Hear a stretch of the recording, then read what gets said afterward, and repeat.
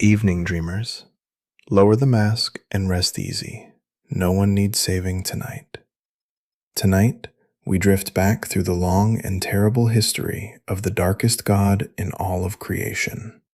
A tyrant born on a burning world who clawed his way to a throne of fire and who seeks, above all else, a single terrible formula, one that would end every free thought in the universe and bend all living minds forever to his will.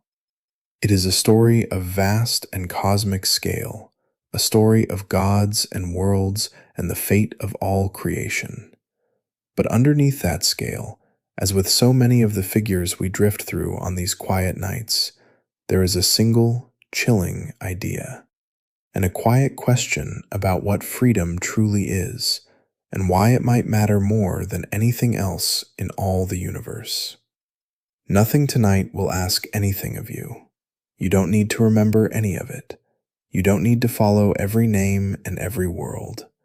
You can let every word drift past you like distant starlight moving slowly across an endless dark sky, like the deep, silent hush of the space between the stars.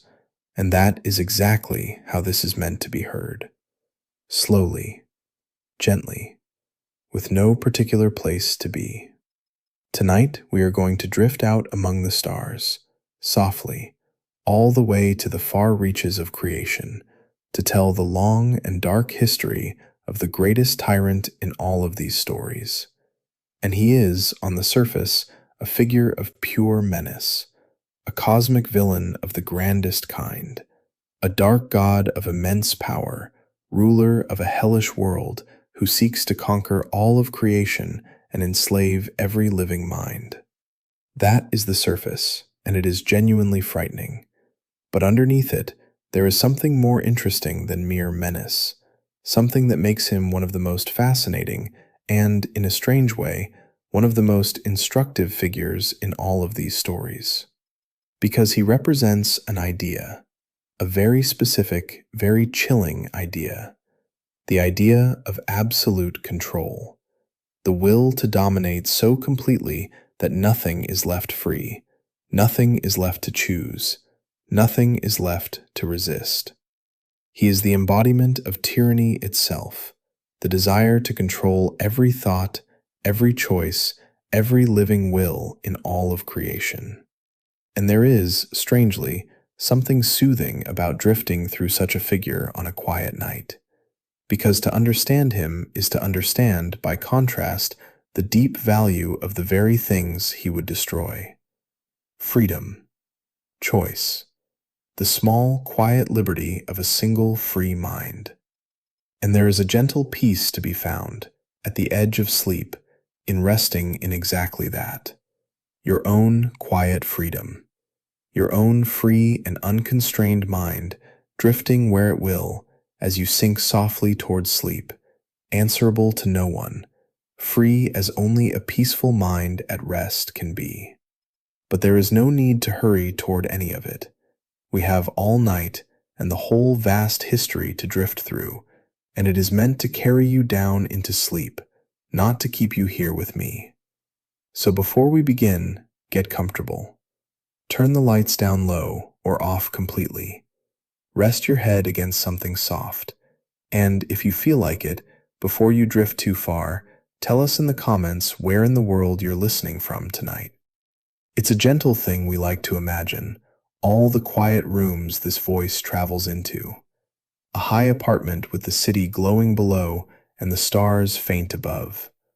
A small house at the end of a long dark road under a wide night sky. A bed by a window somewhere, with the stars drifting past, or the rain, or the still dark air of somewhere far away. Wherever you are, you're welcome here, free and at peace under the same vast sky. And if these quiet stories help you find your way down into sleep, you're always welcome to follow along, so the light's still on tomorrow night, and the night after that. There's no rush at all. We have all the time in the world. Let's begin. Before we drift into his history, softly, here is a small, true thing about how he came to be, because it points at something grand about his origins. Because he was created more than 50 years ago by one of the great imaginations in all of these stories, a single visionary artist who dreamed up not just a villain, but a whole mythology, an entire pantheon of new gods, a whole cosmic saga, a grand sweeping story of a war between two worlds, one of light and one of darkness, for the fate of all creation. It was meant to be a modern myth, a new mythology for a new age, drawing on the old tales of gods and their eternal struggles, but made fresh, made cosmic, made new. And at the dark heart of that grand new mythology stood this figure, the Dark God, the Lord of the burning world, the embodiment of tyranny, set against all the forces of light and freedom. And there is something fitting in that grand origin, softly, worth resting on gently, right at the start.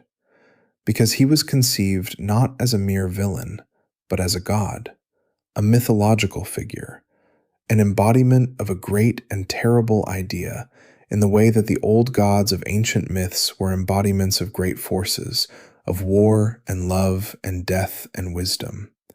He is, in a sense, the god of tyranny itself, the personification of the will to dominate and control, a mythological embodiment of one of the darkest impulses in all of existence. And to understand him is to understand that impulse, that idea, that force, which is why his story, for all its cosmic scale, touches something deep and real and worth understanding. Let's drift now, gently, into his history, back to the burning world where he was born, and the grim prince he was before he became a god of darkness. Let's drift now, out among the stars, softly, to the two worlds at the heart of his story, because to understand him, you must first understand the great cosmic stage on which his whole drama plays out. Because his story is, at its foundation, a story of two worlds, two planets circling near each other in the depths of space that are, in every way, opposites, mirror images, the light and the dark. And the eternal struggle between them is the frame that holds his entire history. The first world, softly, is a place of light, a world of beauty and peace and freedom, a paradise, in a sense, where its people live in harmony, where the arts and wisdom flourish, where beings are free and joyful and good. It is a world of green and light and open sky, ruled by a wise and gentle leader, a world that embodies everything good, everything free, everything hopeful. A shining world, a world of light, where life is cherished and freedom is treasured, and every being is allowed to be what they choose to be. It is, in its way, a vision of paradise, of what a world could be at its very best.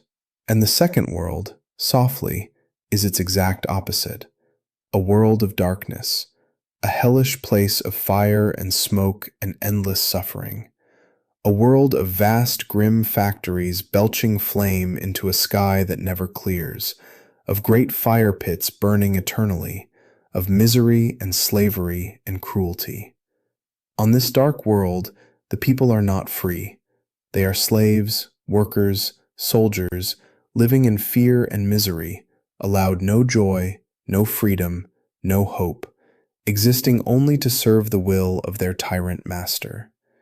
It is a world of absolute control, absolute obedience, absolute darkness, where every being exists only as a tool of the one who rules, where freedom is unknown and hope is forbidden, and the only law is the will of the master. It is, in its way, a vision of hell, of what a world could be at its very worst. Let's rest a moment on the meaning of those two worlds, softly, because they are the whole moral frame of his story, because they represent, in the grandest possible terms, the two great possibilities for any world, any society, any way of living. The world of light represents freedom, joy, the flourishing of free beings allowed to choose their own paths. And the world of darkness represents tyranny, control, the crushing of all freedom beneath the will of a single master. One world says that life should be free, joyful, chosen. The other says that life should be controlled, obedient, enslaved. And the eternal struggle between them, the endless war of light against darkness, is the struggle between those two visions, between freedom and tyranny, between a world where beings are free to choose and a world where all choice is crushed beneath the will of the master. There is something deeply resonant in that cosmic frame, softly, worth resting on gently, because it takes one of the deepest of all human questions, the question of freedom versus control, and writes it across the stars, makes it a war between worlds, a cosmic struggle for the fate of all creation. Because the question those two worlds pose is a real one, a question that every society, every people, every age must answer. Should beings be free, allowed to choose their own paths, even when that freedom is messy and difficult and imperfect? Or should they be controlled, ordered, made obedient, in the name of some vision of order or perfection? The world of light chooses freedom, with all its messiness. The world of darkness chooses control, with all its cruelty. And their eternal war is the eternal struggle between those two answers, played out on the grandest possible scale for the highest possible stakes. And at the dark heart of it all, ruling the world of darkness, embodying the will to control, stands the figure we are drifting through tonight. The Dark God, the Lord of the burning world, the embodiment of tyranny itself. Let's drift, softly, a little deeper into the dark world he rules, before we come to how he rose to power, because the world itself tells us so much about him, and there is a grim fascination in understanding it. Because his world is not merely a place of darkness, it is a vast machine, a whole planet organized around a single purpose, the service of its master and the crushing of all freedom. And to picture it is to understand the nature of the tyranny he embodies. Picture it softly. A world without a true sky, its heavens choked forever with smoke and ash, lit only by the red glow of enormous fire pits that burn endlessly across its surface. A world covered in vast, grim factories, machines the size of mountains, forges and engines that never stop, that pour out weapons and armies and instruments of war without end. A world where the ground itself is scarred and blasted, where nothing green grows, where beauty is unknown, where the very landscape is a monument to industry and war and suffering. It is a world that has been entirely remade, entirely bent to serve a single purpose: the endless production of the means of domination. Everything on it exists to feed the war machine, to build the armies, to forge the weapons, to serve the endless hunger of its master for greater and greater power. And the beings who live upon it, softly, are not citizens, not a free people, but tools, slaves, workers who labor endlessly in the great factories, soldiers bred to fight and die in their master's wars, servants who exist only to obey. They know no freedom, no joy, no hope. They are born into servitude, live in servitude, die in servitude, their entire existence given over to the service of the one who rules them. Some are kept in line by fear, by the constant threat of terrible punishment. Some are broken so completely that they no longer even dream of anything else, that obedience has become their very nature, that they cannot imagine a life that is not enslaved. The whole world is a vast engine of oppression, in which every being is a part, a tool, a slave, existing only to serve the master's will. There is something deeply chilling in that picture, softly, worth resting on gently, because it is the perfect physical embodiment of tyranny, a whole world remade into a machine of oppression, a whole people reduced to tools, a whole existence given over to the crushing of freedom and the service of a single will. And it shows us, in the most vivid possible way, what tyranny truly is, what it does, what it makes of a world and a people. It takes everything that could be free, joyful, beautiful, and it crushes it, bends it, remakes it into a machine of oppression and war. It takes beings who could be free and makes them slaves. It takes a world that could be a paradise and makes it a hell. That is what tyranny does. And his dark world is its perfect image, a whole planet transformed into a monument to the crushing of freedom. And there is a quiet lesson in that image, softly, worth resting on gently, that reaches into our own world. Because it reminds us what freedom is worth by showing us its opposite so vividly. A world where beings are free, where they can choose their own paths, where beauty and joy and hope are possible, is precious beyond measure and easy to take for granted. And his dark world shows us, by contrast, what is lost when freedom is crushed, when a people are enslaved, when a world is bent entirely to the will of a tyrant. It is a warning and a reminder. A warning of what tyranny makes of a world, and a reminder of how precious the freedom is that we so often fail to treasure. His burning world of smoke and fire and slavery is what the light stands against, what freedom opposes, what every free being should recoil from and resist.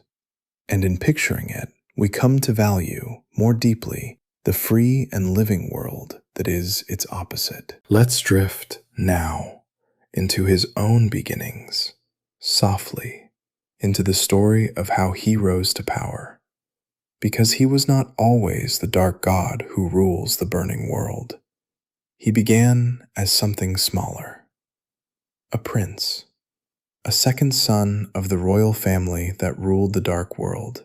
And his rise to absolute power is a story of ambition, patience, and cold, methodical ruthlessness. Because he was born, softly, into the ruling family of the dark world, but not as its heir. He had an older brother, and it was that brother who was meant to inherit the throne. And his brother, in many tellings, was a gentler soul, a more peaceful being, one who might have ruled the dark world with some measure of mercy, who did not hunger for absolute power the way his younger brother did. But the younger brother, the one who would become the dark god, was different. From his earliest days, he was consumed by a cold and patient hunger for power. He wanted the throne. He wanted absolute rule. He wanted to dominate, to control, to command, with a hunger that ran deeper than anything else in him. And so, softly, he took it. Not through open rebellion, not through honest challenge, but through cold and patient scheming. In the deepest tellings, there was a source of terrible power, a cosmic force that could be claimed, that would make its wielder nearly a god. And his brother went to claim it, as was his right. But the younger brother struck. He murdered his own brother, killed him, and seized the terrible power for himself, taking what should have been his brother's, claiming the godlike force through an act of cold fratricide. And with that power, and through further scheming, further ruthlessness, further cold and patient elimination of all who stood in his way, he rose at last to absolute rule over the dark world. He became its master, its tyrant, its dark god, having murdered and schemed his way to a throne that was never meant to be his. Let's sit with what that rise reveals about him, softly, because it shows us the coldness at his very core. Because he did not rise through greatness, through genuine merit, through the love of his people. He rose through murder, through betrayal, through the cold and patient elimination of everyone who stood between him and absolute power. He killed his own brother. He schemed against his own family. He let nothing, not blood, not loyalty, not love, stand in the way of his hunger for control. And that reveals the essential truth of him, that he values power, control, domination, above absolutely everything else, above family, above love, above every bond and every loyalty. There is nothing he will not sacrifice, no one he will not betray or destroy in the pursuit of absolute control. His hunger for power is the deepest thing in him, deeper than any human feeling, any bond, any tenderness.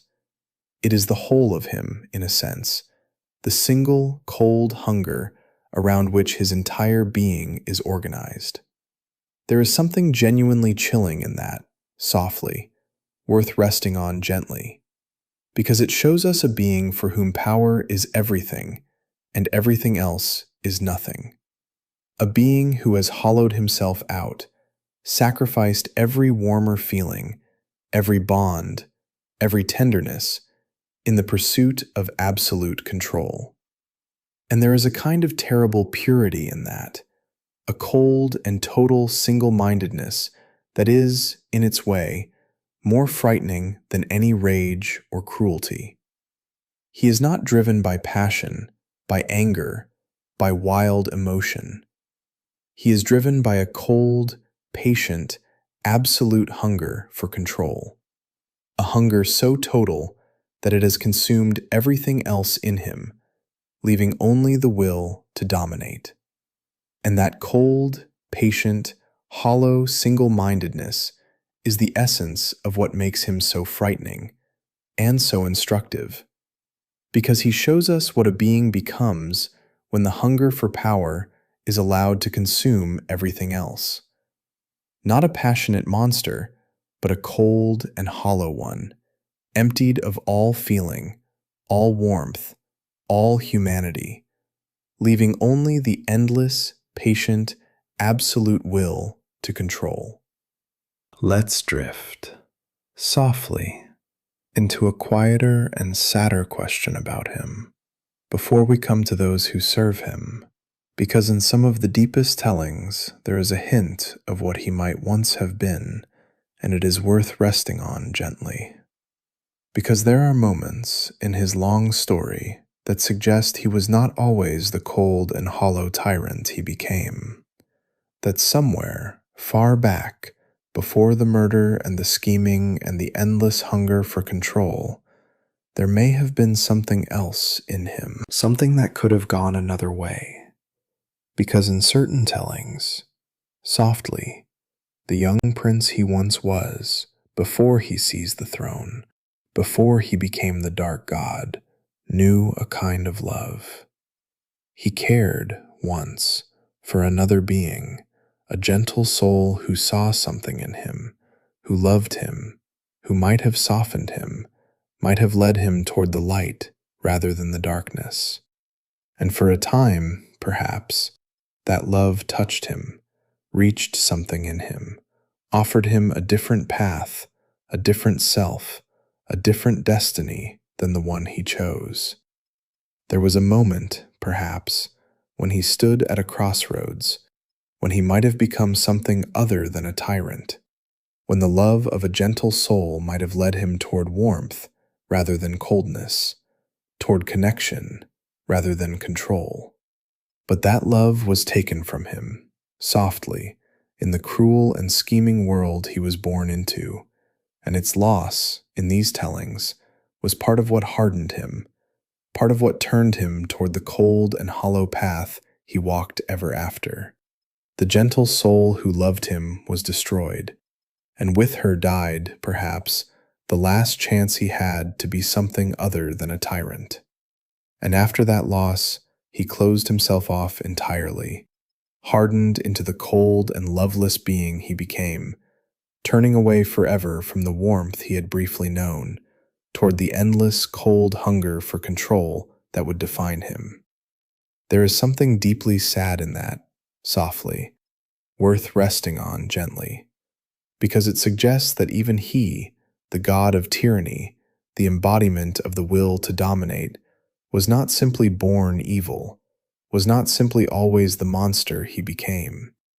That there was a moment, a chance, a crossroads, when he might have gone another way, when love might have saved him, when he might have become something warmer, gentler, better than the cold tyrant he chose to be.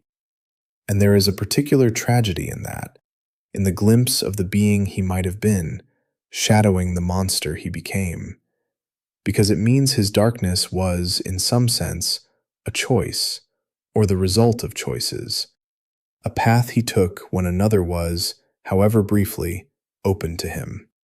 He might have been saved, and he was not, and chose not to be, and hardened instead into the darkness. And that makes him not simply a monster, but a tragedy, a being who might have been something better, who stood once at a crossroads and turned, deliberately, toward the dark. And there is a gentle and sober truth in that, softly, worth carrying toward sleep, about the choices that shape us. Because it suggests that even the darkest paths begin with choices, with crossroads, with moments when another way was possible. That we are shaped, in part, by what we do with our losses, our wounds, our griefs. He lost the love that might have saved him, and he responded by closing himself off entirely, by hardening into coldness, by turning toward control and away from warmth. And that response, that choice, was what made him the tyrant he became. Another being, facing the same loss, might have responded differently, might have let the grief soften rather than harden them, might have turned toward love rather than away from it. And there is a quiet lesson in that, worth resting on gently, that our losses and our griefs do not simply determine us, but present us with choices, with crossroads, with the possibility of turning toward warmth or away from it, toward connection or toward coldness. He chose coldness, but the choice was his, and another was possible, and in that lies both his tragedy and a quiet reminder of the choices that shape us all.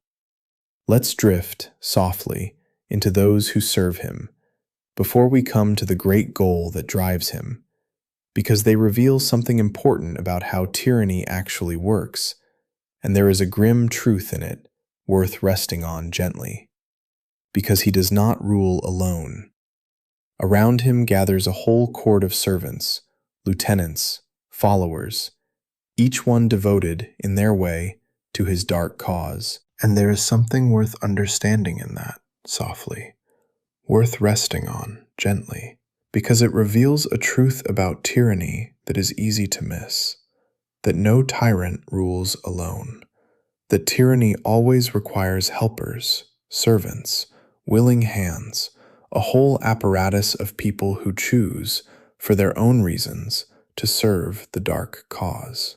Some serve out of fear, some out of ambition, hoping to gain power for themselves by serving the powerful. Some out of cruelty, finding in the tyrant's service an outlet for their own dark impulses. Some out of a broken belief that they have no choice, that resistance is hopeless, that they may as well serve.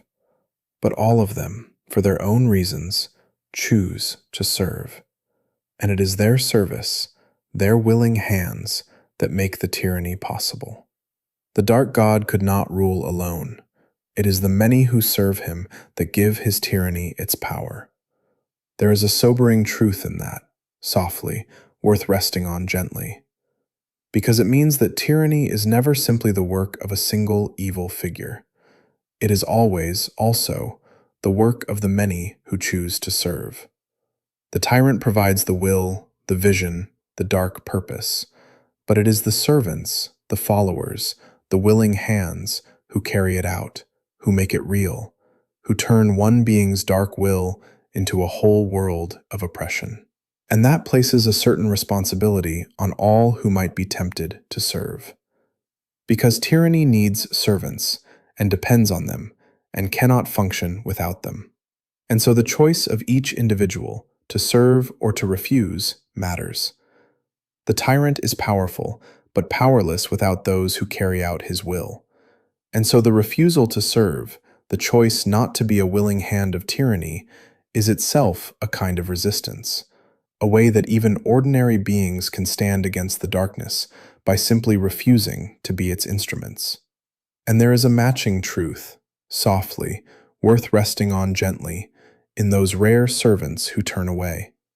Because in the deepest tellings, even some of those who serve the dark god eventually turn against him, refuse him, choose at last to resist.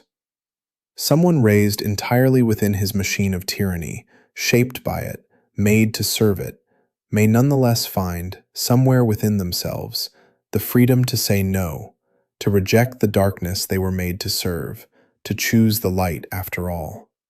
And there is deep hope in that, worth resting on gently. That even those most deeply enmeshed in tyranny, most shaped by it, most bound to serve it, can still find the freedom to refuse, to turn away, to choose something better. The machine of tyranny is powerful, but it can never entirely erase the freedom of those within it to choose, at last, to resist. And every such refusal, every servant who turns away, every willing hand that becomes unwilling, weakens the darkness and strengthens the light. Let's drift now into the great goal that drives him, softly, into the one thing he seeks above all others, because it is the very heart of his whole story, and it is one of the most chilling ideas in all of these tales. Because he already rules his own dark world. He already commands vast armies, terrible powers, absolute control over his own domain.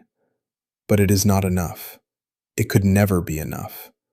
Because he does not merely want to rule his own world, he wants to control everything. Every world, every mind, every living being in all of creation. And he believes there is a way to achieve exactly that. A single thing that would give him the absolute, total, universal control he craves. And he seeks it, endlessly, across all of creation. It is called the anti-life equation. Let's understand what that terrible thing is, softly, because it is the key to his whole character. Because the anti-life equation is not a weapon, not an army, not a physical force. It is an idea, a formula, a kind of cosmic mathematical truth that, if grasped, if solved, if wielded, would give its possessor absolute control over every living mind in the universe. Because the equation, in a sense, is the proof that free will is an illusion, the formula that dissolves all freedom, all choice, all independent thought. Whoever possesses it could speak it or transmit it, and every mind that received it would instantly, completely, lose its freedom, its will, its capacity to choose, and become nothing but an extension of the possessor's will. Every living being in all of creation, reduced to a mindless slave, controlled utterly, forever, by the one who holds the equation. That is what he seeks. Not merely to conquer creation, but to end all freedom within it. To reduce every living mind to a controlled and mindless thrall. To make all of existence into a single, vast extension of his own will. Let's sit with how chilling that idea truly is, softly, because it reveals the deepest essence of what he is. Because notice what the equation represents. It is the end of freedom itself, the dissolution of all choice, all independent thought, all the small, quiet liberty of a mind that can decide for itself. And that, precisely that, is what he most deeply wants. Not just to rule, but to end all freedom. Not just to command obedience, but to eliminate the very possibility of resistance, of choice, of a mind that could ever say no. Because as long as beings are free, they might resist him, might choose against him, might rebel. And he cannot bear that. He wants a control so total that resistance becomes impossible, that choice itself is abolished, that every mind is bound so completely to his will that the very idea of freedom is erased from existence. The anti-life equation is the ultimate expression of the will to control, the dream of a domination so absolute that nothing free remains anywhere in all of creation. And there is a deep and terrible meaning in the very name of it, softly, worth resting on gently, anti-life. Because that is what absolute control truly is, the opposite of life. Because life, real life, is freedom, choice, growth, the capacity to decide and to change and to become. A living being is one that chooses, that grows, that resists, that is free.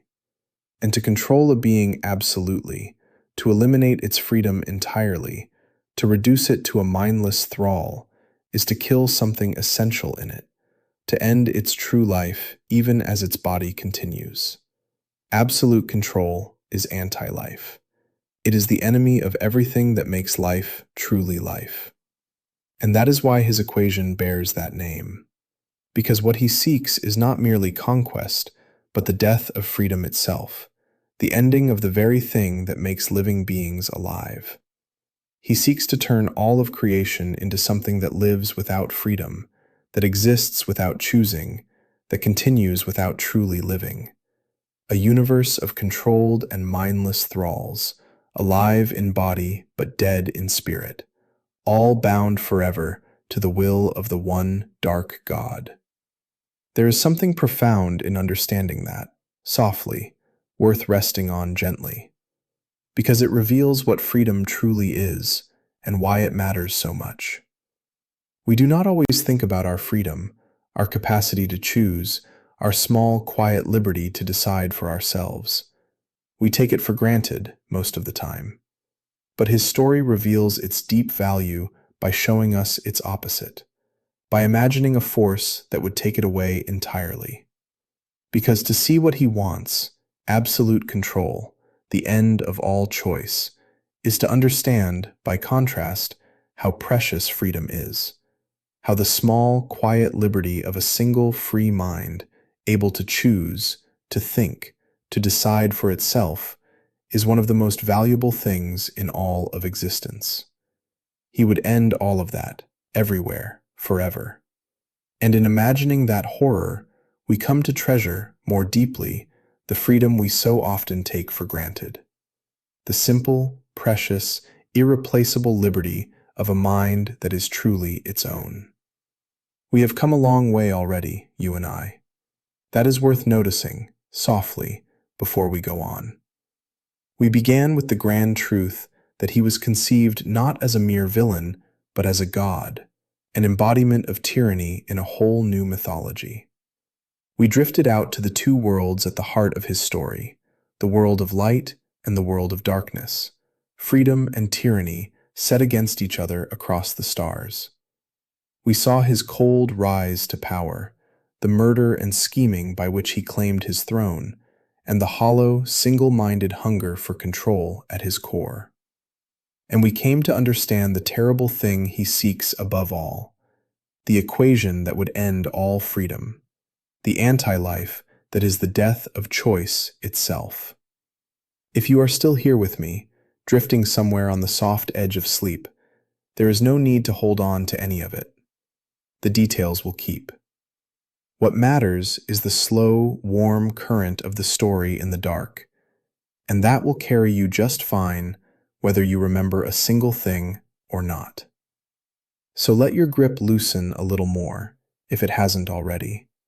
Sink a little deeper into the warm.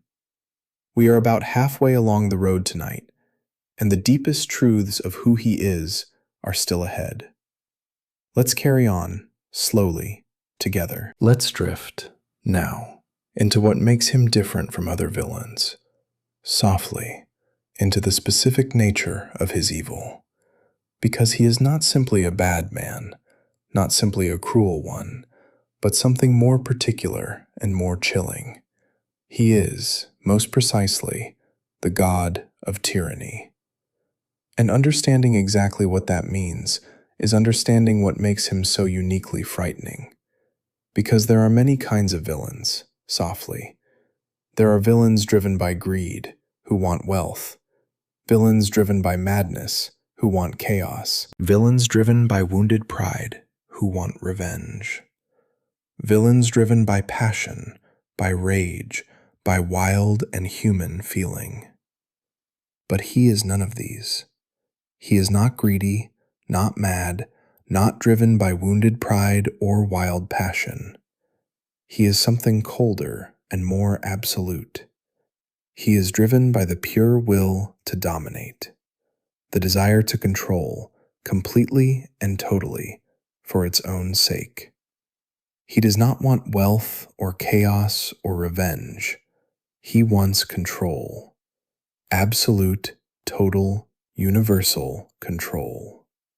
And he wants it not out of passion, but out of a cold and settled conviction that control is simply what he is owed, what he is for, what the universe should rightly become.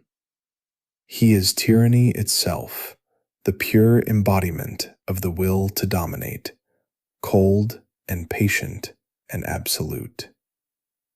And here, softly, is what makes that so uniquely chilling.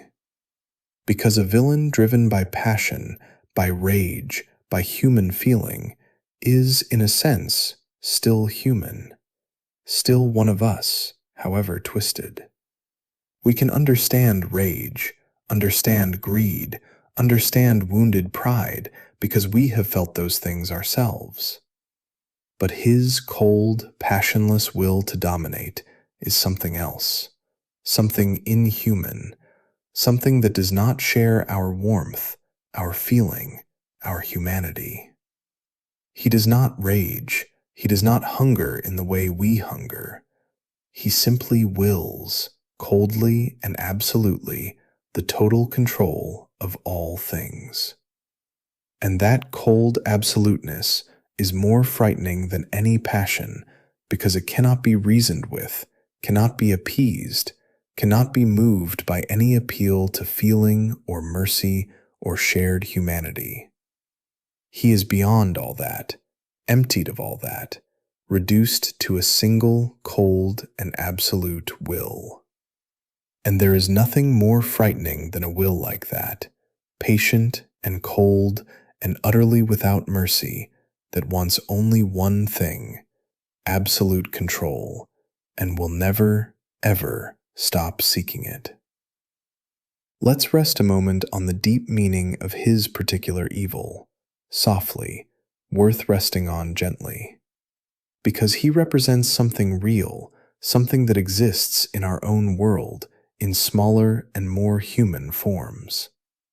The will to dominate, the desire to control others completely, to crush their freedom, to bend them entirely to one's own will. It is an impulse that appears throughout history in tyrants and despots and all those who have sought absolute power over others. And he is its purest embodiment, its cosmic archetype, the god of that particular darkness. And in understanding him, we come to understand that impulse, to recognize it, to see its true nature. The will to control others absolutely is not passion, not feeling, not warmth. It is cold and hollow and anti-human, the opposite of everything that makes us truly alive. And to recognize it, to understand it, to see it clearly for what it is to be better able to resist it in whatever form it appears. He is the god of tyranny, the embodiment of the will to dominate. And his story teaches us to recognize that will, to name it, to see its coldness and its hollowness, and to treasure against it the warm and messy and precious freedom that it would destroy. Let's drift, softly, into a deeper truth about what he really is before we come to his terrible stillness, because it is one of the most profound ideas in his whole mythology, and it is worth resting on gently. Because he and his kind, the gods of the two worlds, are not merely powerful beings. They are something stranger and more meaningful. They are, in a sense, living ideas, embodiments of great forces, great principles, great truths. Each of them is the personification of some fundamental thing, given form and life and will. Because that is the deep conception at the heart of the whole mythology, softly. That these gods are not just characters, but living embodiments of the great forces of existence. One god is the living embodiment of freedom itself, another of war, another of joy, another of the loving bond between beings. They are ideas made flesh, principles given form, the great forces that shape all existence, walking and speaking and struggling in the shape of gods. And he, the dark god, is the living embodiment of tyranny, of the will to dominate, of the impulse to control. He is not merely a tyrant, he is tyranny itself, given form and will and terrible life, the very principle of domination walking the universe in the shape of a dark god.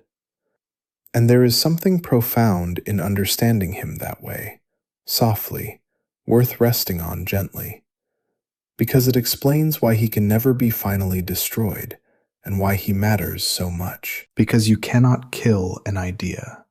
You cannot destroy a principle. The will to dominate, the impulse to tyranny, is a permanent possibility of existence, a force that exists wherever there are beings who might choose to control others. And so he, as the embodiment of that force, is likewise permanent, recurring, undying. He can be defeated, resisted, turned back, but he cannot be finally destroyed, because the thing he embodies cannot be destroyed, only resisted, again and again, in every age. He is tyranny itself, and tyranny is eternal, a permanent shadow that falls wherever freedom exists, that must be opposed anew in every generation. There is a sober wisdom in that, softly, worth resting on gently, because it reflects a real truth about the great forces of existence, the great principles of good and evil, freedom and tyranny, love and domination. These are not things that can be finally won or lost, defeated or destroyed. They are permanent forces, eternal possibilities that exist in every age and must be chosen or rejected, embraced or resisted, anew by each generation. Freedom is never finally secured. Tyranny is never finally defeated. The struggle between them is eternal because both are permanent forces of existence, living ideas that endure as long as there are beings to embody them. And he, as the embodiment of tyranny, is the eternal reminder of that truth, that the darkness he represents is always present, always possible, always waiting, and must be resisted not once, but forever, in every age, by every generation of the free. And yet, softly, there is a matching hope in that conception too, worth resting on gently. Because if tyranny is an eternal idea that cannot be destroyed, so too is freedom. So too is love. So too is joy. The God of freedom is as eternal as the God of tyranny. The living embodiment of the loving bond is as undying as the embodiment of domination. The great good forces of existence are just as permanent, just as eternal, just as impossible to finally destroy as the dark ones. And so, just as tyranny always returns, so too does freedom always endure. Just as the darkness is never finally defeated, so too is the light never finally extinguished. They are eternal opposites, permanent forces, and the endurance of the darkness is matched, always, by the endurance of the light. And there is deep comfort in that, worth carrying gently towards sleep, that however eternal the darkness, the light is just as eternal, that freedom endures as surely as tyranny, that the good forces of existence are as undying as the dark ones, and can never, ever be finally extinguished. Let's drift, softly, into the strange quality of his presence before we come to his designs on our world, because it is one of the most distinctive and most chilling things about him, and there is something worth understanding in it. Because unlike so many villains who rage and shout and rant, who are wild and passionate and loud, he is the opposite. He is calm, still, quiet. He moves slowly, speaks slowly, in a deep and measured voice that never rises, never cracks, never betrays the slightest agitation. He is a being of terrible stillness, of absolute calm, of a quiet that is somehow more frightening than any amount of rage. Think about how unusual that is, softly, for a figure of such menace. Most frightening things are frightening because they are wild, chaotic, unpredictable, full of violent energy. But he is frightening in the opposite way. He is frightening because he is so calm, so still, so absolutely composed. Nothing rattles him. Nothing hurries him. Nothing disturbs his deep and terrible stillness. Even in the midst of battle, even when his plans are threatened, even when he is opposed, he remains calm, measured, patient, unmoved. And there is something deeply unsettling in that calm, in a being of such vast power and such dark purpose who never loses his composure, who is always, absolutely, in control of himself. And there is a deep meaning in that stillness, softly, worth resting on gently, because his calm is the calm of absolute certainty. He does not rage, does not worry, does not hurry, because he believes with total conviction that he will win, that his victory is inevitable, that time is on his side, and that he need only be patient, only keep pursuing, only keep reaching, and eventually, inevitably, he will achieve his goal. His stillness is the stillness of a being who believes himself to be an inevitability, a force that cannot ultimately be stopped, and who therefore need never hurry, never worry, never lose his calm. Why rage when victory is certain? Why hurry when you have all of eternity? His terrible calm is the expression of his terrible patience, and his terrible patience is the expression of his terrible certainty that, in the end, he cannot lose. There is something genuinely chilling in that, softly, worth resting on gently. Because a patient, calm, certain enemy is far more frightening than a wild and passionate one. A wild enemy might make mistakes, might be provoked, might exhaust himself in rage, but a calm, patient, certain enemy simply waits, and pursues, and never stops, and never tires, and never loses his composure. He is like a force of nature, like the slow grinding of stone, like the patient erosion that wears away mountains over ages. He need not hurry, he need not rage, he need only continue, calmly, patiently, endlessly, certain that in the fullness of time he will achieve his terrible goal. And that calm, patient, endless certainty is the deepest expression of his menace, more frightening than any amount of fury, because it cannot be provoked, cannot be exhausted, cannot be shaken, but simply continues, forever, cold and calm and certain. And yet, softly, there is a hidden weakness in that very certainty, worth resting on gently, because his calm depends on his belief that he cannot lose, and every time he is resisted, every time he is turned back, every time the free choose to oppose him and somehow prevail, that certainty is quietly challenged. He remains calm outwardly, but beneath the calm, perhaps, is a truth he cannot quite face, that his victory is not, in fact, inevitable, that freedom keeps resisting him, that his terrible patience has not, in all the long ages, actually achieved his goal. His calm is a kind of faith, a faith in his own inevitability, and it is a faith that the endless resistance of the free quietly, patiently contradicts. And there is a hidden hope in that, worth resting on gently, that his terrible certainty may be, in the end, a kind of self-deception, and that the free, by resisting him again and again, are slowly proving that the inevitability he believes in was never real at all. Let's drift, softly, into why he turns his gaze so often toward our own small world before we come to his power, because it reveals something important about his endless hunt and about what stands against him. Because in his eternal search for the equation that would end all freedom, his attention comes, again and again, to a small and seemingly unremarkable world. Our world. The world of ordinary people.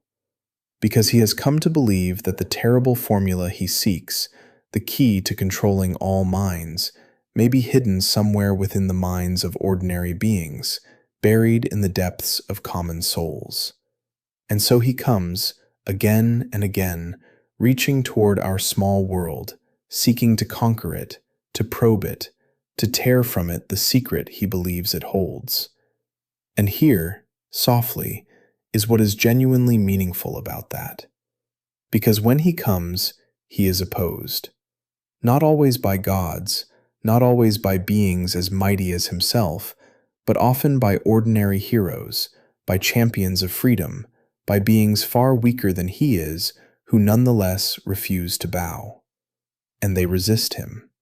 Again and again, against all odds, against a foe of godlike power, the champions of freedom stand against the god of tyranny, and refuse to yield and fight, and somehow, again and again, turn him back.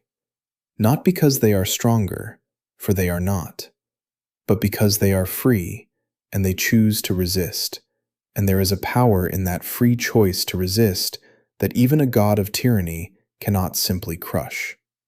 There is something deeply moving in that, softly, worth resting on gently, because it reveals the strange and beautiful truth about freedom and tyranny. That tyranny, for all its power, can always be resisted, because the free will to say no cannot be taken by force.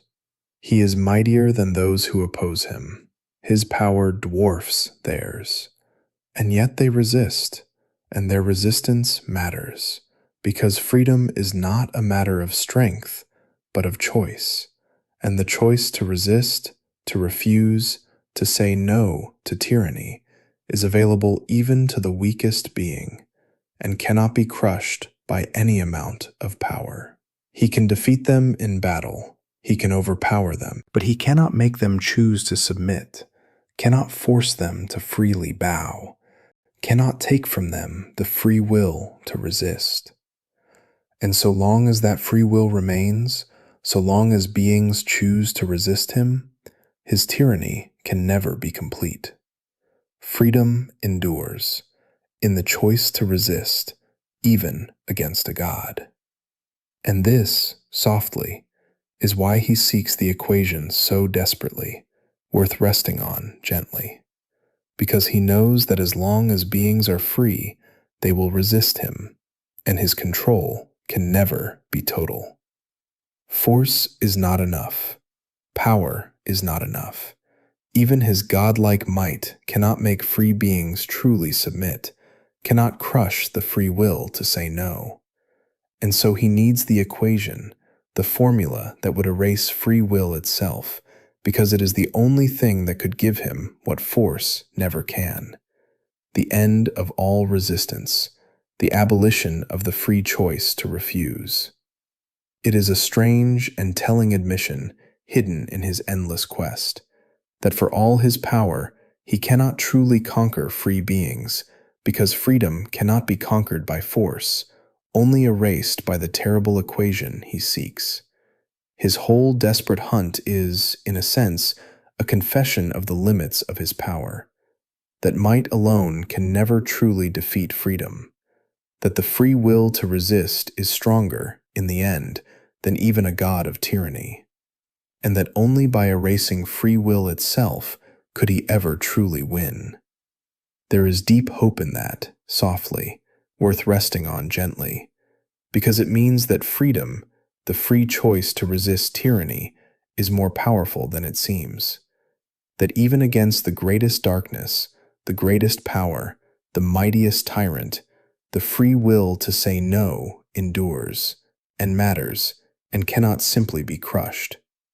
The champions who oppose him are weaker than he is, and still they resist, and still their resistance holds, because freedom is not a matter of strength. And there is something profoundly hopeful in that, worth carrying gently towards sleep, that the darkness, however mighty, can always be resisted, and that the free choice to resist it is a power that no tyranny can ever truly overcome. Let's drift, now, into the nature of his power, softly, into the terrible might he wields, because to understand his menace, you must understand just how powerful he is, and the strange and fitting nature of his greatest weapon. Because he is, among the mightiest beings in all of creation, a god in the truest sense, possessed of powers almost beyond comprehension. His strength is immense, enough to shake worlds. His body is nearly invulnerable, able to withstand almost any assault. He is, in raw power, among the very greatest forces in all of existence, a being few others could ever hope to match in open battle. But his most famous power, softly, his signature weapon, is something stranger and more terrible than mere strength. From his eyes, he can project a force, a kind of energy, that is unlike any ordinary weapon. Because this force does not simply strike, or burn, or destroy in the usual way.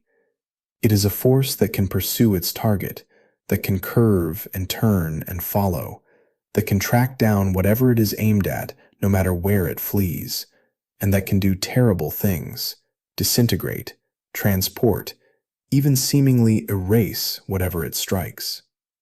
It is a power that is, in a sense, inescapable, a force that once unleashed will find its target no matter what, that cannot be dodged or outrun or evaded.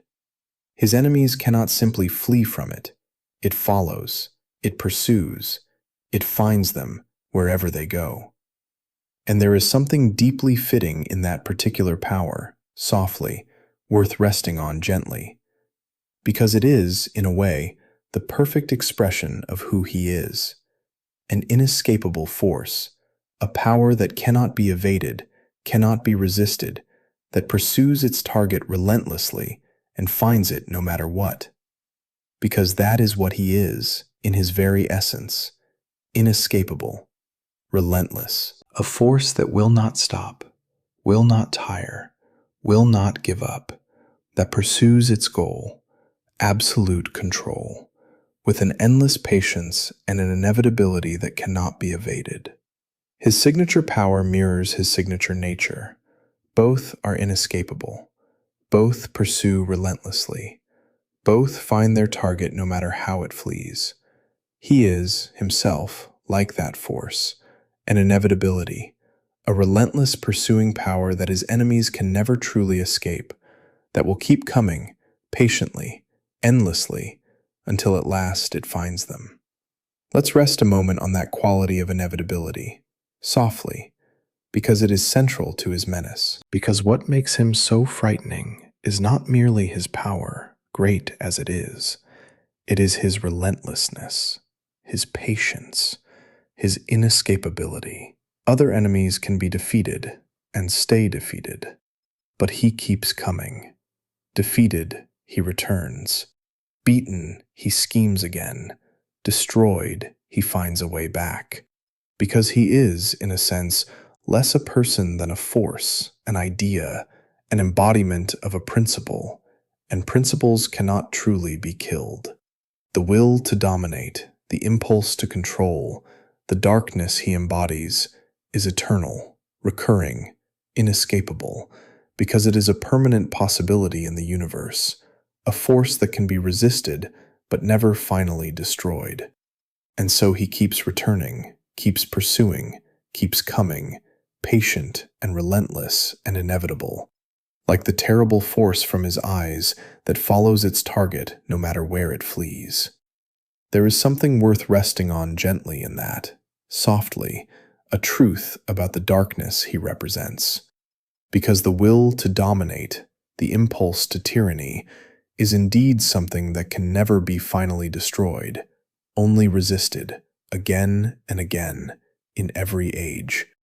It returns, in every generation, in new forms, because it is a permanent possibility of the will, a darkness that lurks always as an option, a force that must be resisted anew by each age rather than defeated once and for all. And he embodies that eternal recurrence, that inescapable return, that relentless persistence of the darkness. He cannot be finally defeated because what he represents cannot be finally defeated, only held back, resisted, opposed, again and again, forever. And there is a sober wisdom in understanding that, worth resting on gently, that the struggle against tyranny, against the will to dominate, is not a battle that can be won once and then forgotten, but an eternal vigilance, a resistance that must be renewed in every age against a darkness that, like him, always returns. Let's drift now into one of the most fascinating parts of his whole story, softly, into a strange and tragic bargain involving his own children, because it reveals both the depth of his coldness and the strange, mythic shape of his eternal war. Because at one point in the long struggle between the world of light and the world of darkness, a terrible war threatened to consume both worlds entirely. And to prevent it, the two rulers, the dark god and the gentle leader of the world of light, made a strange and solemn pact. A truce, sealed in the most personal way imaginable. Each would give up his own son. Each would send his own child to be raised on the other's world as a kind of hostage, a guarantee of peace, a bond between the two worlds that neither could easily break. And so, softly, it was done. The dark god sent his own son, a fierce and violent child, to be raised on the world of light, among the gentle and the free. And the gentle leader of the world of light sent his own son to be raised on the dark world, among the cruel and the enslaved. Two children, each sent to grow up on the world opposite to their birth, each shaped by a world not their own. And this exchange set in motion one of the most fascinating threads of the whole story. Because the dark god's son, raised on the world of light, grew up torn. Born of darkness, raised in light. Carrying within him the fierce and violent nature of his father, but shaped by the gentleness and freedom of the world that raised him. A being of two worlds, forever struggling between the darkness of his birth and the light of his upbringing, between the tyrant father who sired him and the free world that raised him. Let's rest a moment on the depth of that, softly, because it is genuinely profound. Because that son, torn between darkness and light, born of tyranny but raised in freedom, becomes one of the great figures who opposes his own father. He fights against the dark god, against the tyranny of his own blood, choosing the light that raised him over the darkness that made him. And there is something deeply meaningful in that. worth resting on gently, because it says that we are not simply determined by our birth, our blood, our origins, that a being born of darkness can choose the light, that the son of a tyrant can become a champion of freedom, that where we come from does not have to determine what we become, that we can choose, through our own will and our own struggle, to be better than our origins, to reject the darkness of our blood and embrace the light of a better way. The dark god's own son becomes his great enemy, choosing freedom over the tyranny of his father. And in that choice, there is a profound hope. The hope that no one is doomed by their birth, that even the child of the darkest evil can choose the light. And there is something telling, softly, worth resting on gently, in what the exchange reveals about the dark god himself, because he gave up his own son, traded him away as a hostage, as a guarantee, as a tool of his own schemes. And that reveals, once again, the coldness at his core. Because to him, even his own child was not truly a son, not truly loved, but a piece to be used, a tool to be traded, a means to an end. He felt, it seems, no true fatherly love, no warmth, no tenderness even toward his own children. They were extensions of his will, tools of his schemes, pieces in his eternal game, but not truly beloved children. And there is something deeply chilling in that, in a being so cold that even his own children are merely tools to him, so consumed by his hunger for control that no warmth remains even for his own blood. It is the ultimate mark of his hollowness, that he could trade away his own son without a flicker of true feeling, seeing even his child as nothing more than a piece to be played in his endless game of domination. There is a deep sadness in that, softly, worth resting on gently, beneath the coldness, because it reveals what he has lost, what he has sacrificed, in his pursuit of absolute control. He has lost the capacity for love, for warmth, for the tender bonds that give life its meaning and its joy. In hollowing himself out in pursuit of power, in sacrificing everything to his cold hunger for control, he has lost the very things that make existence worthwhile. He rules a world, commands vast armies, seeks the control of all creation, and he is, in the deepest sense, empty, loveless, alone, incapable even of loving his own children. And there is a terrible poverty in that, worth resting on gently, that for all his power, he is poorer than the humblest being who knows love, because he has traded away his capacity for love itself in pursuit of a control that can never fill the emptiness where his heart should be. Let's drift, softly, into the shape of the endless war between the two worlds, before we come to the deepest truth of his quest, because it is a strange and ageless kind of war, and there is something worth resting on in its long, slow rhythm. Because the struggle between the dark world and the world of light is not a single battle, not a war with a beginning and an end, but an ageless, ongoing conflict that has continued for eons and will continue, perhaps, forever. A cold and patient war between two eternal forces, fought across the ages, that neither side has ever finally won. Because these are, remember, gods, immortal beings who live outside the ordinary flow of time, and their war is likewise vast and slow and ageless. It is not fought in a single generation, but across uncounted ages. It has its flares of open battle, its moments of truce, its long, slow stretches of watchful waiting. The dark god schemes and reaches and is turned back, and schemes again, patiently, across the ages, never giving up, never finally winning. And the world of light resists and endures and holds him back, again and again, across the same vast stretches of time, never finally defeating him, but never falling either. It is a war measured not in years, but in ages, a slow, eternal struggle between two undying forces, neither of which can finally destroy the other. There is something almost restful in contemplating that vast, slow rhythm, softly, worth resting on gently, strange as it may seem, because there is a kind of stability in it, a kind of balance, even in the midst of the conflict. The darkness reaches, and the light holds. The tyrant schemes, and freedom resists. And across the ages, the balance holds. Neither side finally triumphing, the eternal struggle continuing in its slow, vast rhythm.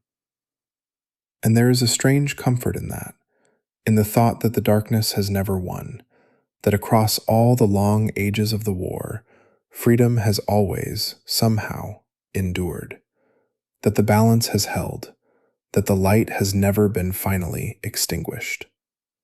The war goes on, yes, but freedom endures, the light holds, and it has held across uncounted ages against the patient reaching of the darkness, and there is deep reassurance in that long record of endurance. And there is a gentle truth in that vast, slow war, softly, worth carrying toward sleep, about the long struggles that outlast any single life, because we are each part of struggles larger and longer than ourselves, struggles between freedom and tyranny, light and darkness, that began before us and will continue after us. And it can seem, sometimes, that these struggles are hopeless, that the darkness is too strong, that our own small efforts cannot matter against forces so vast.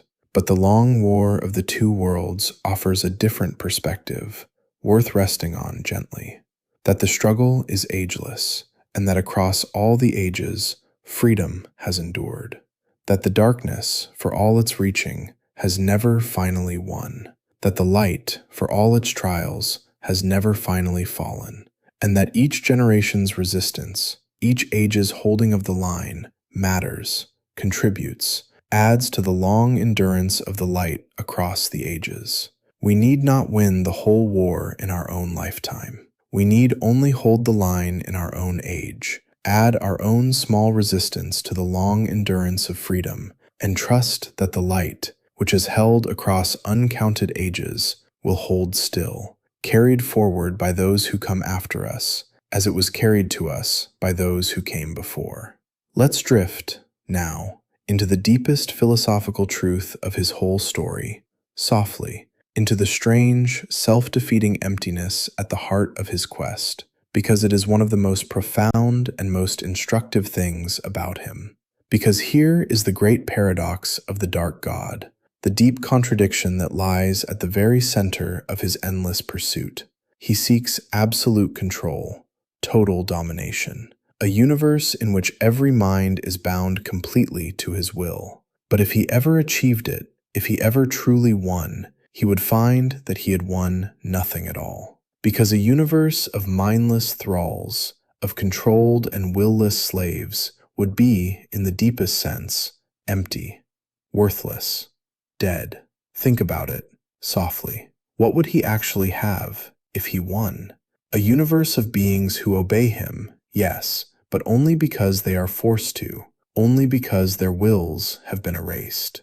There would be no genuine loyalty, because loyalty freely given is impossible where there is no freedom. No genuine love, because love compelled is not love at all. No genuine respect, no genuine admiration, no genuine anything, because everything genuine requires freedom, requires a free being freely choosing. He would rule over a universe of puppets, of mindless extensions of his own will, and it would give him nothing, because there is nothing to be gained from the obedience of beings who cannot choose to disobey. His absolute victory would be absolutely empty, a hollow triumph over a lifeless universe of will-less slaves.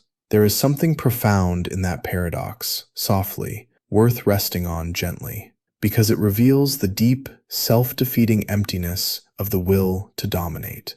The tyrant seeks control because he believes it will give him something: power, security, satisfaction, greatness.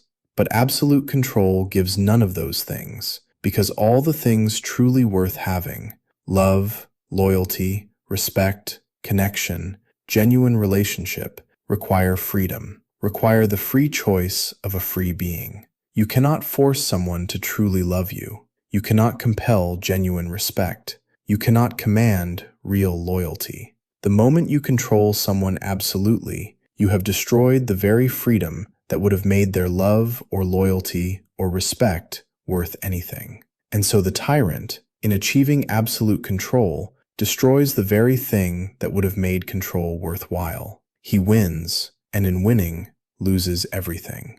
And this, softly, is why he can never truly be satisfied, worth resting on gently. Because even his conquests, even his victories, even the vast control he already wields over his own dark world give him nothing. The obedience of slaves is empty. The submission of the controlled is hollow. And so he must seek more, always more, endlessly more, because no amount of control can ever fill the emptiness.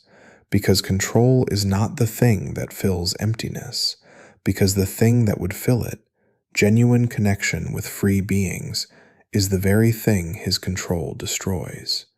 He is caught in a trap of his own making, seeking, through control, a satisfaction that control can never provide, driven endlessly onward by an emptiness that his every victory only deepens. He could conquer all of creation and still be empty, because a conquered creation is an empty one, and the emptiness he flees lives in himself and cannot be conquered.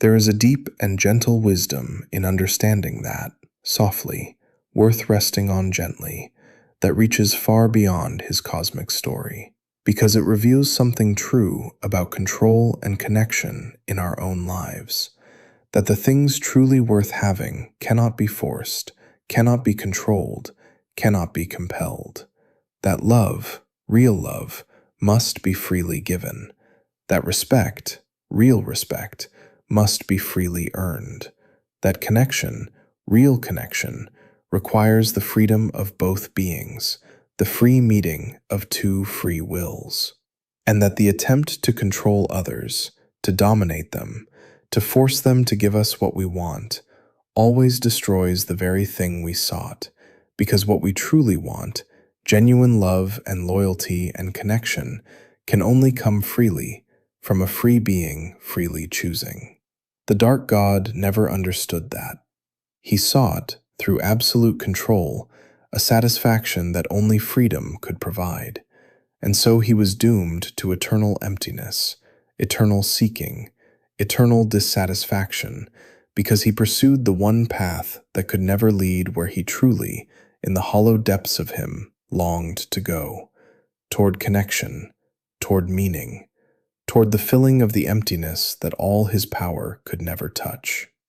Let's drift, softly, for a while, out among the free stars, because it is a peaceful thing to rest on as the night grows late, and because it offers the gentlest possible answer to all the darkness we have explored.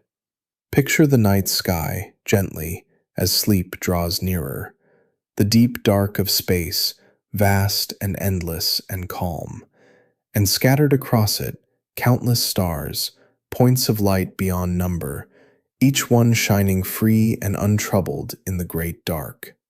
Whole galaxies turning slowly in the silence, uncounted suns drifting through the endless night, a universe of light, free and vast and at peace.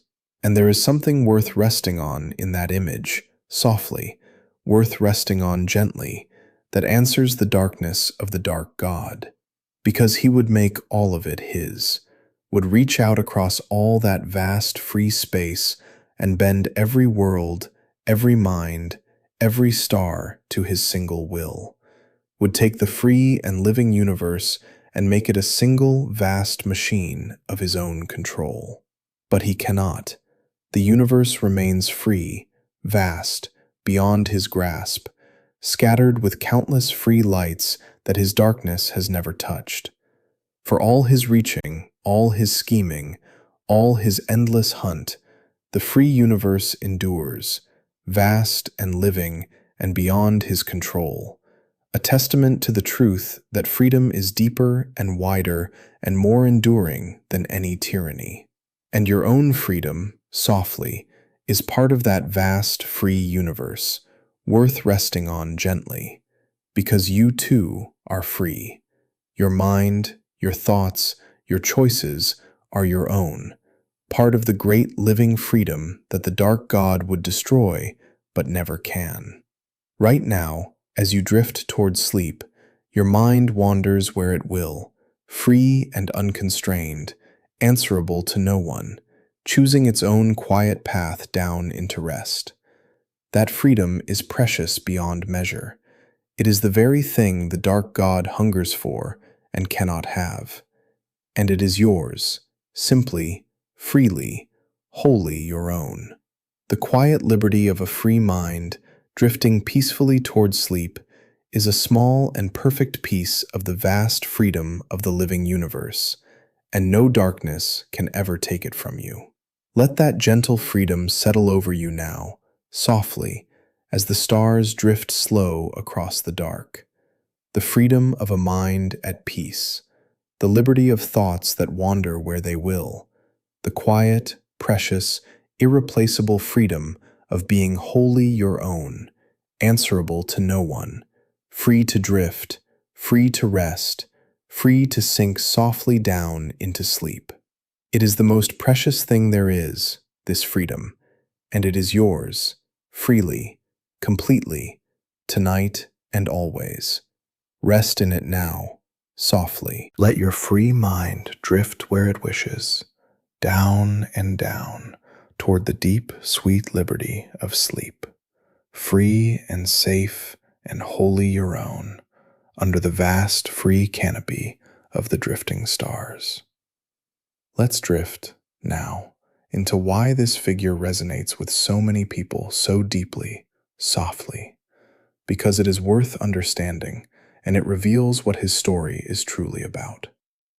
Because he is, by many measures, one of the greatest and most enduring of all the cosmic villains in these stories, a figure people have found compelling for more than 50 years. And the question of why is worth resting on gently. Part of it, softly, is simply the grandeur and the mythic scale of him. He is a god, a cosmic tyrant, a figure of vast and terrible power set against the backdrop of warring worlds and the fate of all creation. There is a genuine grandeur in that, a mythic scale that appeals to something deep in us, our love of the vast, the cosmic, the epic. He is villainy on the grandest possible scale, evil elevated to the level of myth, a dark god worthy of the ancient tales of gods and their eternal struggles. And there is a real power in that grandeur, a magnificence even in his darkness, that makes him compelling in the way that the great dark figures of ancient myth were compelling. But the deeper reason he resonates, softly, is that he embodies something real, something we recognize, something that matters. The will to tyranny, the impulse to dominate and control. Because that impulse is real, in our world, in human history, in the human heart. Throughout history, there have been tyrants, despots, those who sought absolute power over others, who crushed freedom, who tried to bend whole peoples to their will. And he is the pure embodiment, the cosmic archetype of that real and recurring darkness. And in him, we recognize something true about that darkness, something we need to understand, something we must be able to see clearly in order to resist. He gives a face, a name, a mythic form to the will to dominate, so that we can see it, understand it, recognize it, and stand against it. There is real value in a figure like that, softly, worth resting on gently. Because he helps us understand the nature of tyranny, of the will to control, of the darkest political and personal impulse there is. He shows us its coldness, its hollowness, its self-defeating emptiness. He shows us that it is the enemy of freedom, of life, of everything that makes existence worthwhile. And in showing us all that, he helps us to value, by contrast, the things he would destroy. Freedom, choice, the dignity of a free mind, the precious liberty of beings allowed to choose their own paths. He teaches us, through his darkness, to treasure the light, through his tyranny, to value freedom, through his cold hunger for control, to cherish the warm and messy and precious liberty that he would erase. And that is a genuine gift, worth resting on gently, that a dark figure can give, to make us understand and treasure the very things his darkness threatens. And part of it, softly, the deepest part, is the profound question at the heart of his story, the question that gives it its lasting power, the question of freedom itself. What it is, why it matters, and why it is worth defending against even the greatest darkness. Because his whole story is, in the end, a meditation on freedom, on the value of a free mind, a free choice, a free will. He seeks to end all freedom, to erase all choice, to reduce every mind to a controlled thrall. And in imagining that horror, we come to understand how precious freedom truly is, how the small, quiet liberty of a single free mind, able to think, to choose, to decide for itself, is one of the most valuable things in all of existence. Worth defending, worth treasuring, worth any struggle to preserve. He is the great enemy of freedom, and in opposing him, in recoiling from what he represents, we affirm the deep value of freedom itself. And that is why, of all the cosmic villains in all of these stories, this one, the god of tyranny, the enemy of all freedom, endures. Because he makes us understand, more deeply than any hero could, exactly what freedom is worth. And there are few more precious things to carry gently toward sleep than that. The deep, quiet treasuring of your own free mind, your own free choices, your own precious liberty, which no darkness can take from you as you drift, free and at peace, toward sleep. Let's begin, now, softly, to draw the threads of this vast and dark story together, as the night grows deep and sleep draws very near. Because we have traveled across the stars tonight, through the history of the darkest god in all of creation, and it is worth gathering it up, gently, one last time.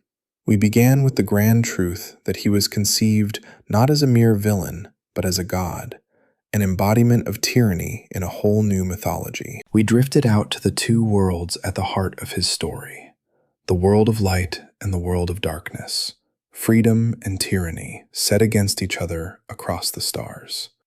We saw his cold rise to power, the murder and scheming by which he claimed his throne, and the hollow, single-minded hunger for control at his core.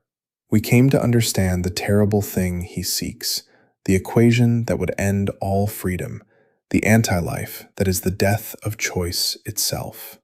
We explored what makes his evil unique, the cold and passionless will to dominate that is more chilling than any rage.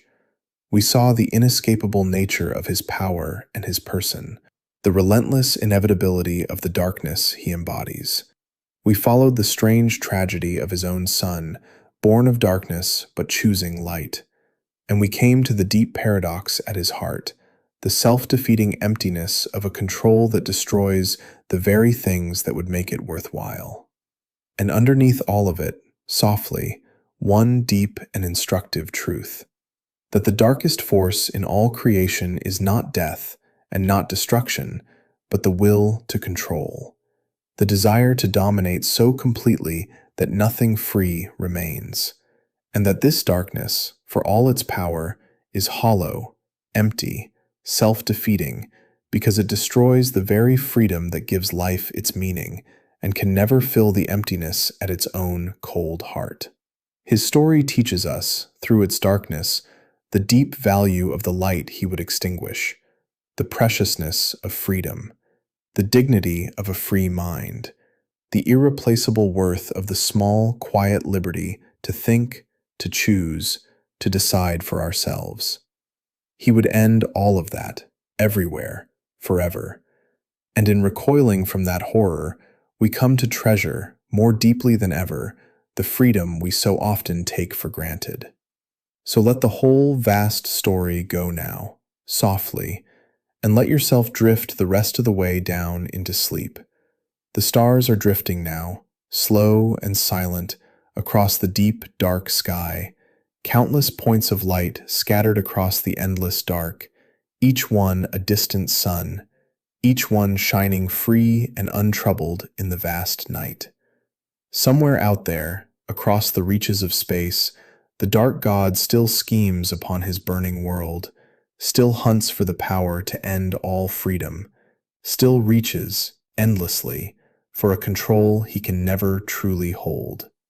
But he cannot reach you here. Here, in the quiet dark, you are free.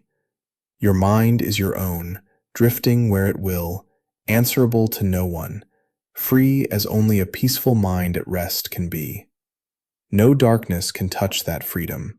No tyranny can reach the quiet liberty of a mind at peace, drifting softly towards sleep. And you can rest now, wherever you are, free and safe and wholly your own, held gently in the quiet of the night. No one needs saving tonight, least of all you. You are free. You are safe. You are allowed to let go. Sleep well, dreamer. The stars are still drifting, slow and silent, across the deep, dark sky, each one shining free in the vast night. The dark god keeps his endless schemes upon his distant burning world, reaching forever for a freedom he would destroy, but can never truly hold. But your freedom is your own, here in the quiet dark, and no darkness can reach it. Your mind drifts free and peaceful, answerable to no one, wholly your own, sinking softly toward the deep, sweet liberty of sleep. The story will keep unspooling, softly, among the distant stars, whether you are awake to follow it or not. And that is exactly as it should be. And whenever you are ready, on whatever quiet night you find your way back here, we will drift through another story together, softly, in the dark. There is no hurry at all. There never is. Rest now. You are free. You are safe. Sleep well.